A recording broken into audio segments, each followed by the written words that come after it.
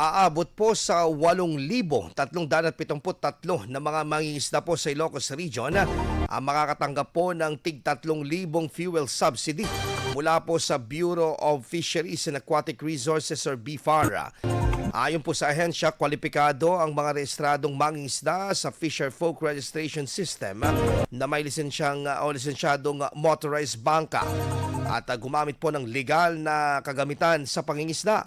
Sa ngayon, 2,080 na mga benepisyaryo na ang nakahanda na ipamahagian po. Layunin ng programa na matulungan ang mga mangingisda sa gitna ng patuloy na pagtaas ng presyo ng langis. Magagamit din ang sabing card sa mga accredited fuel stations para sa pagbili ng gasolina. Samantala, iniulat din ng BFAR na tumaas ng 4% ang produksyon po ng isda sa rehiyon sa unang kalahati ng taon at kumpara noong nakaraang taon. Umabot naman sa 83,439 na metric tonelada na kung saan po 66 at 187 na metric tonelada po ang mula po sa aquaculture.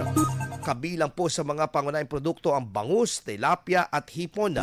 Sa anunsyo po ay ng BFAR ay isinabay po sa pagbubukas ng Fish Conservation Week sa San Fernando City, La Union.